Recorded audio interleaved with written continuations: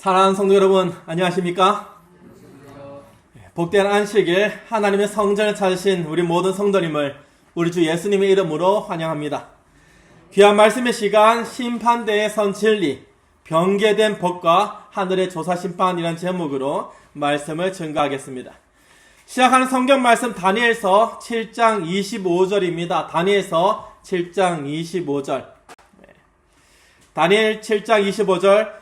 그가 장차 지극히 높으신 이를 말로 대적하며 또 지극히 높으신 이의 성도를 괴롭게 할 것이며 그가 또 때와 법을 고치고자 할 것이며 성도들은 그의 손에 붙임바 되어 한 때와 두 때와 반 때를 지내리라.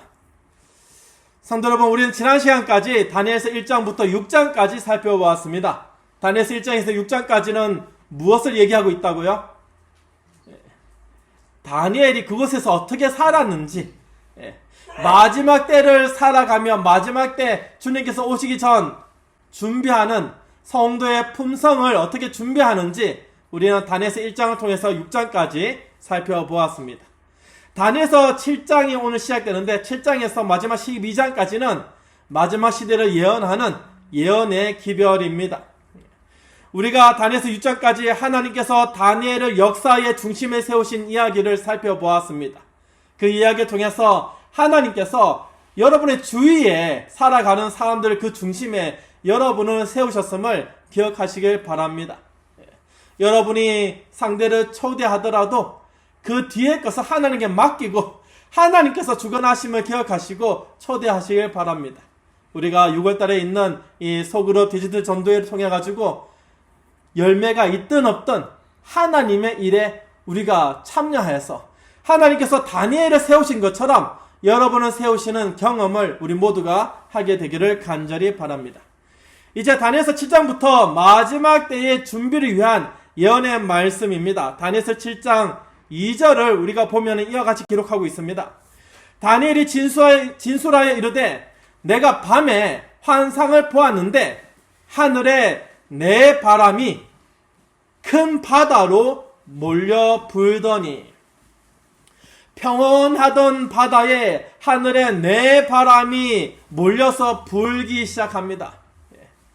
여러분, 큰 바람이 불어서 풍랑이 치면 얼마나 위험한지 우리가 다대포에 사시는 분 다 아시죠? 근데 네 군데서 바람이 불어오면 그 풍랑이 얼마나 심하겠습니까? 분명히 이 말씀은 평범한 말씀은 아닙니다. 성경의 예언에서 바다는 백성, 무리, 열국을 의미합니다. 그리고 바람은 전쟁, 요동, 혼란한 상황을 얘기하고 있습니다. 그리고 이 소용돌이치는 인류 역사의 바다 위로 네 마리의 거대한 짐승이 차례로 등장합니다. 우리가 지난 시간까지 살펴봤죠. 사자, 곰, 표범, 그리고 이름조차 붙일 수 없는 무섭고 기괴한 네 번째 짐승입니다. 다니엘서 7장 17절에서 이 짐승들은 세상에 일어날 네 왕국이라고 말하고 있습니다. 그 네 큰 짐승은 세상에 일어날 네 왕이라 분명히 이렇게 언급하고 있습니다.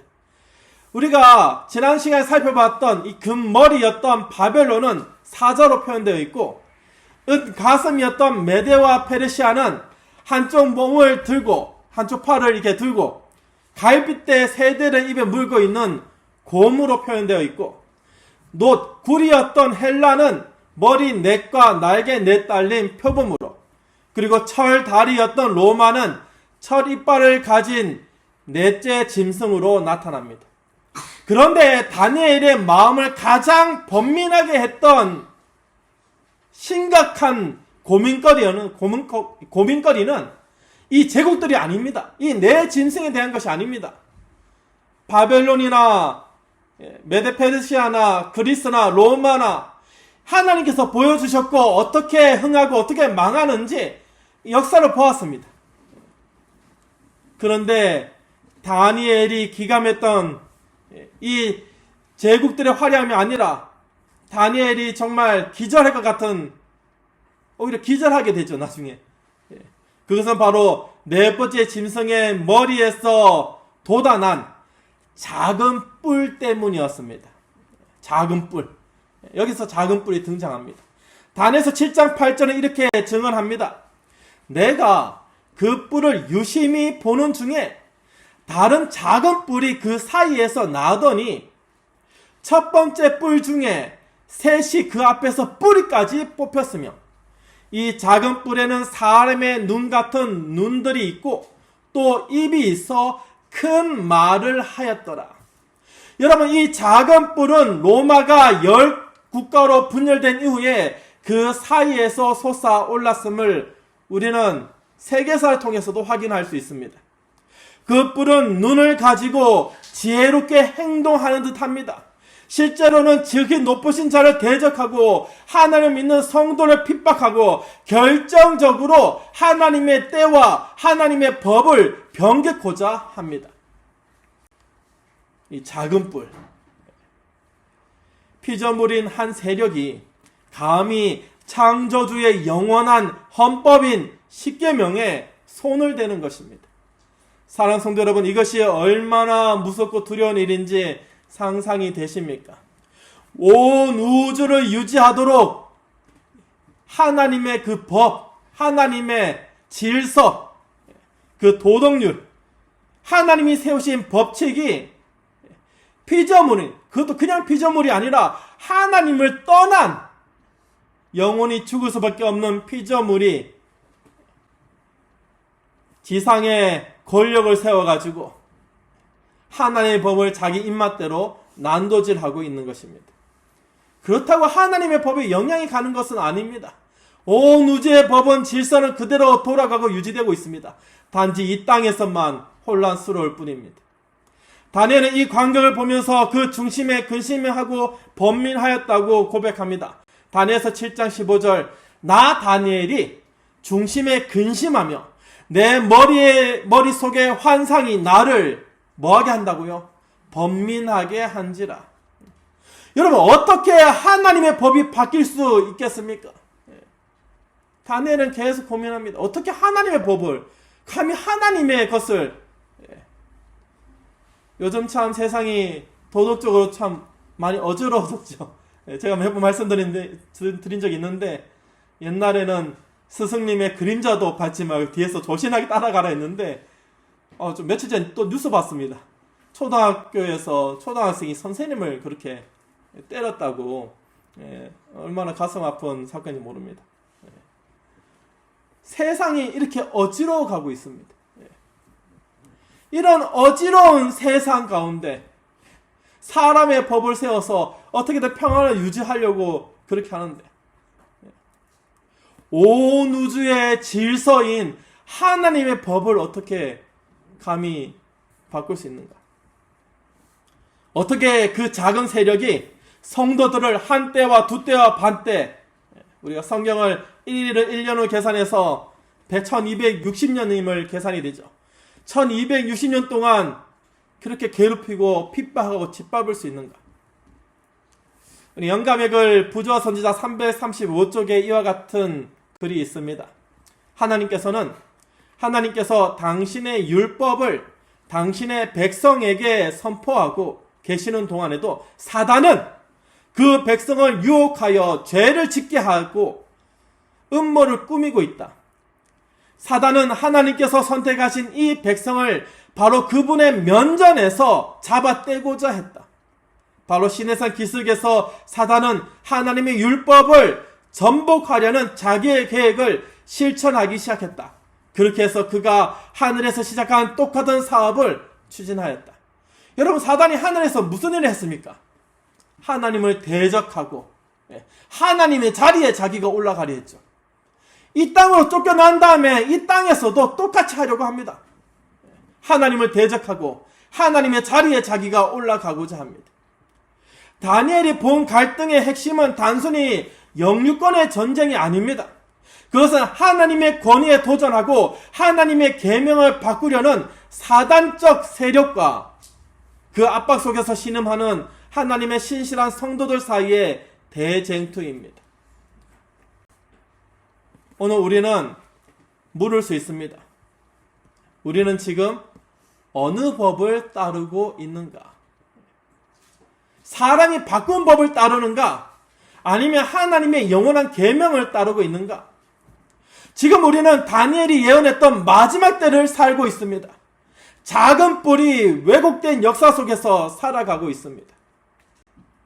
세상은 하나님의 법이 변개되었다는 사실조차 잊어버린 채 사람이 만든 전통을 경건의 모양으로 받아들이고 있습니다.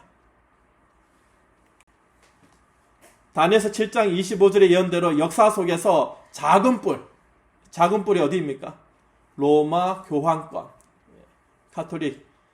로마 카톨릭의 그 교황권이죠. 그 작은 뿔은 하나님의 법을 변개했습니다. 가톨릭 교리 문답과 그 사전은 스스로 이렇게 공언합니다. 특별히 가톨릭 교리 문답 259쪽에 있는 것입니다. 책들이 많이 변합니다. 옛날에는 이 한글 국어 사전에 보면은 한 30년 전에는 안식일을 하면은 제7일 토요일 지금 토요일이라고 딱 나와 있는데 요즘은 찾아보면요 안식일 하면은 지금 현재 유대인이 지키는 종교 이렇게 나와 있습니다. 사람이 자기 편의대로 이렇게 물론 사단이 역사하는 건지 이렇게 바꾸고 있습니다. 가톨릭 교리 문답에는 그것도 좀 수정이 됐는데 그래도 제가 2018년판을 구해서 한번 살펴봤는데 이와 같이 기록하고 있습니다. 신부와 기자의 얘기죠. 안식일 토요일 대신 일요일이 주일이 된 이유는 무엇인가요? 라고 묻습니다. 거기 이렇게 대답합니다. 안식일이란 쉬는 날이란 뜻으로 하나님께서 온 우주를 창조하시고 쉬었던 마지막 날, 즉 토요일을 말합니다. 옛날 구약시대에는 토요일을 안식일로 지냈지만 여기서 이제 말이 바뀝니다. 신약시대에 와서 일요일을 안식일 대신 지키게 되었습니다. 여러분 우리가 사실 신약 성경을 잘 살펴보면은 그 어디에도 일요일에 예배를 드렸다라는 얘기는 전혀 없습니다. 그러나 이들은 그렇게 생각합니다. 그 이유는 예수 그리스도께서 구원 사업의 승리를 거두신 날, 즉 부활하신 날이 일요일이었기 때문입니다. 그래서 가장 거룩하고 중요한 예수 그리스도의 부활을 기념하기 위하여 초대 교회가 일요일을 주일로 정했습니다. 초대 교회가 정했다고 얘기하고 있습니다. 사실 그 전에는 가톨릭 교회가 하나님께서 부여하신 교회의 권위로 이렇게 바뀌었다라고 되어 있었는데 좀 수정이 되었습니다. 다시 말해서 교회가 초대교회가 됐던 가톨릭 교회가 됐던 상관없습니다. 교회가 안식일을 주일 중 7째 날인 토요일에서 첫째 날인 일요일로 변경시킨 후에 계명의 넷째 계명을 고쳐서 일요일을 주일로 지키라고 명하였다는 것입니다. 그래서 우리가 지키고 있는 이 십계명과 가톨릭이 지키고 있는 십계명이 좀 다릅니다. 가톨릭의 십계명을 한번 찾아보시면은 다릅니다. 그뿐만 아니라 가톨릭은 교회 권위로 십계명에서 우상 숭배를 금지하는 둘째 계명을 삭제했습니다. 왜요? 여러분 성당에 가보시면 거기에 마리아 상도 있고요, 예수님 상도 있고요, 믿음의 이 선배들의 여러 가지 성인이라 하는 그분들의 신상도 있습니다. 아무튼 그것 때문에 마음에 걸렸는지 삭제했고요. 10번째 계명을 둘로 나누어서 숫자를 10계명으로 맞춥니다. 여러분 이것이 단순히 종교적 예식의 변화입니까? 아닙니다. 이것은 하나님의 입에서 직접 나온 십계명의 하나님의 율법의 그 말씀을 사람의 권위 아래 두고자 하는 시도입니다. 바로 사단이 행했던 시도이죠. 하나님의 자리에 자기가 올라가고자 했던 시도입니다. 세상은 이 부조리에 무감각해져 있습니다. 사단이 굉장히 성공했습니다. 날이 무슨 상관인가? 마음만 중요하지 않는가? 라고 말합니다. 왜 너만 그렇게 유별나게 하느냐라고 말합니다. 그러나 이것은 개인의 취향 문제가 아니라 권위의 문제입니다. 하나님께서는 기억하여 거룩히 지키라고 말씀하셨습니다. 그러나 사람은 내가 정한 날을 지키겠다라고 말하고 있습니다. 이 세상은 지금 하나님의 하나님의 도장 대신에 사람의 전통을 따르는 거대한 거대한 규칙 속에서 갇혀서 살아가고 있습니다. 우리는 진리가 다수결에 의해서 결정되는 시대에 살고 있습니다. 다수결이 참 좋은 의미이기도 하죠. 그러나 때로는 진리를 감추는 굉장히 유리한 도구이기도 합니다. 수많은 교단이 성경적 근거 없이 일요일 예배를 고수하면서 그것을 마치 하나님의 뜻인 양 가르칩니다. 종교 암흑 시대 1260년 동안 5천만 명이 넘는 성도가 순교당하고 지켰던 그 진리가 오늘날에는 편의주의와 타협에 의해서 희석되고 있습니다. 영감의 글 교회 증언 5권 450쪽에 있는 글입니다. 성경상 안식일을 옹호하는 자들에게 성경에 이렇게 말했다라는 주장을 할 수 없기 때문에 그들은 부족을 채우기 위하여 압제적인 법령을 의지할 것이다. 다시 한번 얘기 드리지만은 우리가 이 비슷한 것을 코로나 시기에 잠시 경험했습니다. 이어서 473쪽에 이와 같이 얘기합니다. 모든 사람들은 하나님의 율법을 어기고 인간의 법령에 복종하도록 강요당할 것이다. 세상의 법정은 사람의 권익을 보호한다고 말하지만은 우주의 재판장이신 하나님의 법정을 무시하고 짓밟고 있습니다. 하나님을 대적하는 큰 말을 하는 입들이 미디어를 가득 채우고 있습니다. 유튜브를 채우고 뭔가 이렇게 문자 메시지를 채우고 있습니다. 성도들은 보이지 않는 정신적, 사회적 압박 속에서 작은 뿔의 영향력 아래에 놓여 있습니다. 여러분, 극단적인 예로 그분들을 무시하는 것은 아닙니다. 극단적인 예로 동성애자들이 있습니다. 30년 전에는 동성애라는 것은 입에 담기도 못할 굉장히 수치스러운, 그리고 사람들의 극도로 외면받는 그런 문화였습니다. 왜냐하면 성경에서 그것을 죄악시하거든요. 죄라고 얘기하거든요, 성경은. 옳은 것이 아닙니다. 그러나 오늘날 어떻습니까? 동성애를 수용하고 그와 같은 문화를 격려하며 소수의 인권을 보호한다는 법체 아래서 외면하지 않고 도닥이는 모습. 사랑하는 성도 여러분, 사람은 미워하지 말고 죄만 미워하라는, 죄는 미워하되 사람은 미워하지 말라는 하나님의 말씀이 그 죄까지 포용하라는 것은 결코 아님을 우리는 기억해야 되겠습니다. 우리는 지금 은혜의 행동이 절실히 필요하고 영적 암흑의 끝자락에 서 있습니다. 세상은 더 심해질 것입니다. 그러나 성경은 여기서 끝나지 않았습니다. 다니엘의 시선이 짐승들로부터 하늘 보좌로 옮겨집니다. 다니엘서 7장 9절에서 10절은 이와 같이 선포합니다.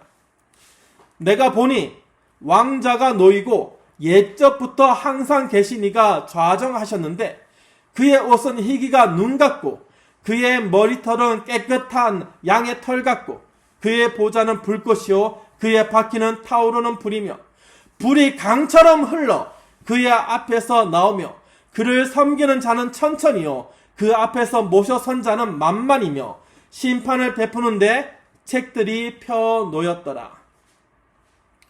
여러분, 약간 어리둥절할지 모르지만 이 말씀이 우리를 향한 하나님의 위대한 역사입니다. 하나님이 지금 행하고 계신 일들입니다. 땅에서는 작은 뿔이 성도를 괴롭히게 하고 법을 바꾸며 기세를 떨치고 있습니다. 하늘에서는 그 모든 불법을 바로잡기 위해서 조사심판이 시작되었습니다. 제가 조사심판이 뭐라고 말씀드렸죠? 하나님 아버지 앞에 우리를 대변하시는 예수께서 그 못자국 난 손을 보이시면서 우리의 이름을 외치면서 나의 피로 이는 구원받기에 합당하지 않느냐 신원하고 계시는 것을 말하고 있습니다. 여러분, 하나님께서는 방관자가 아닙니다. 세상이 이렇게 암흑처럼 있는 것 같지만은 하나님께서 그냥 내버려 두지 않으십니다. 우리에게 또 다른 보혜사를 보내주셔서 우리로 하여금 성령 하나님 인도하신 가운데 있도록 우리의 삶을 주관하십니다. 하나님은 하나님의 보좌에 앉으셔서 생명책과 기념책들을 펴시고 역사의 모든 페이지를 검토하십니다. 작은 뿔이 변개한 법이 최종적인 것이 아닙니다. 하나님께서는 하나님의 율법을 기준으로 세상을 심판하십니다. 짐승의 권세가 영원할 것 같지만은 하나님께서는 정한 시기가 이르고 심판을 시작하십니다. 다니엘서 7장 22절입니다.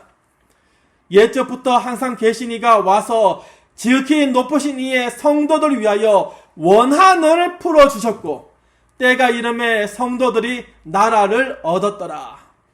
성도들 위해서 무엇을 하셨다고요? 원한을 풀어주셨고. 우리에게 어떤 원한이 있습니까?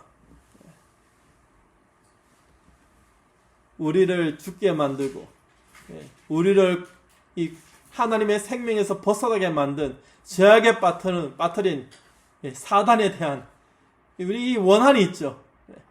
우리가 사단이 하나님께 반역만 안 했어도, 사단이 하와를 유혹하지만 않았어도 우리는 하나님 나라에서 다른 우주 거민들과 함께 정말 행복하게 살 것인데, 우리를 하여금, 우리 조상으로 하여금 하나님을 떠나게 만들어서 하나님의 생명을 떠나게 만들면 우리를 하여금 죽을 수밖에 없는 존재로 만든 자가 바로 우리의 대적자 사단입니다.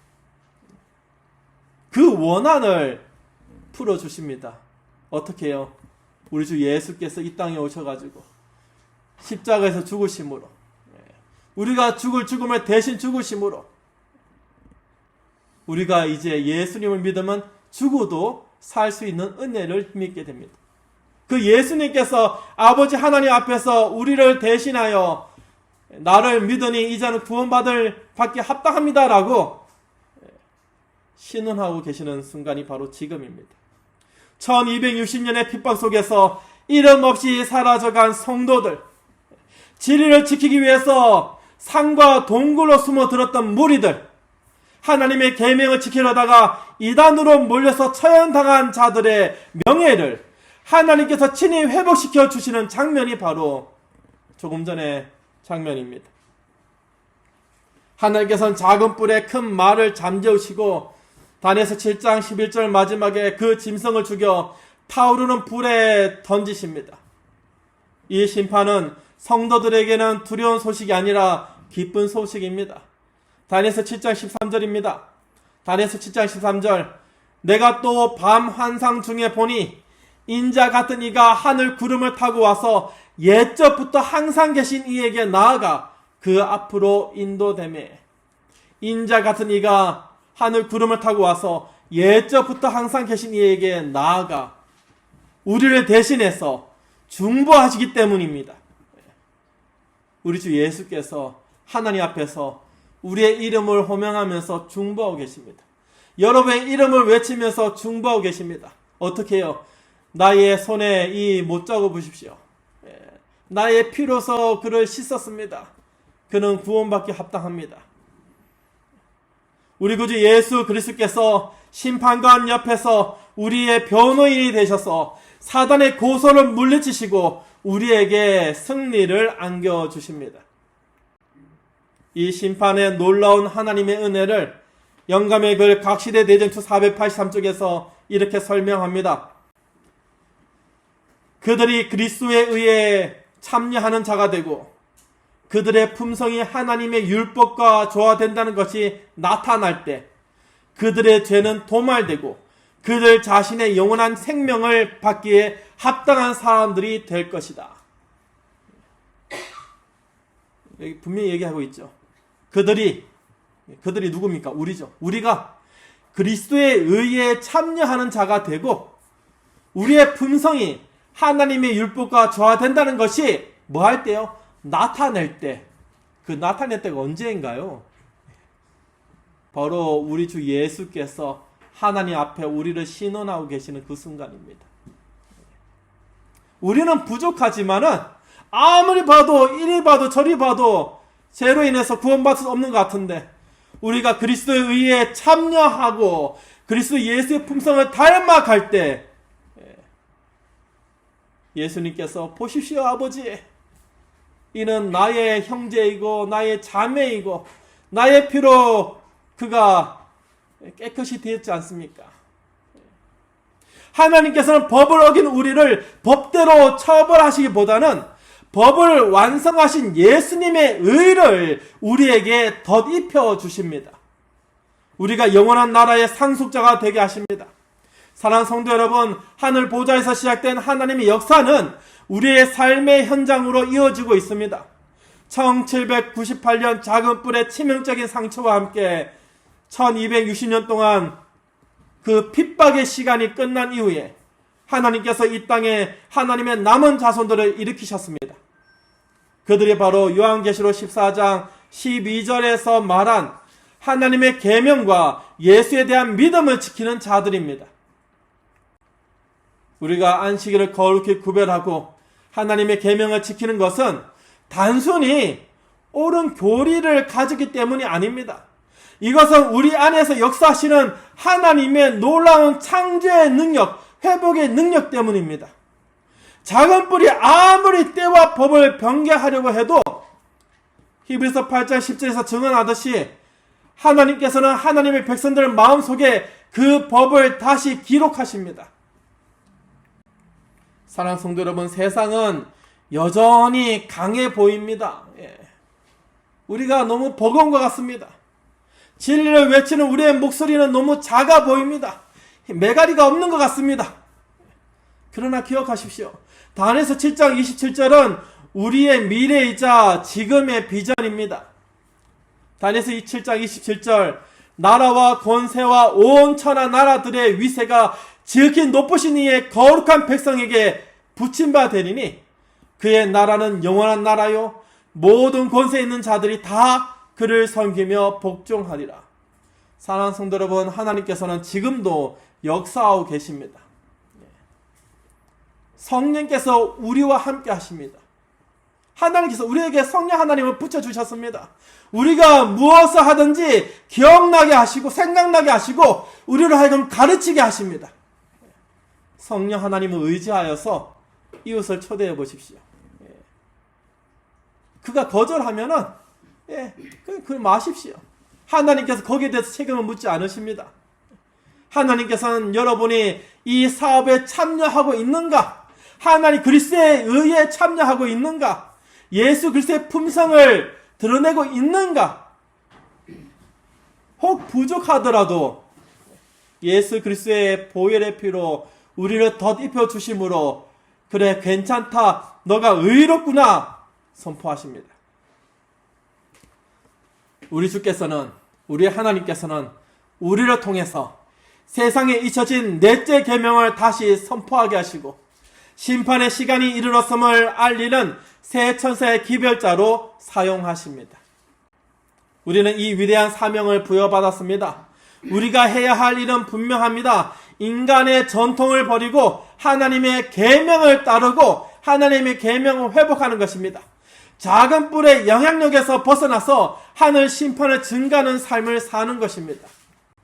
사랑하는 성도 여러분, 우리는 예수님의 승리에 참여할 것입니다.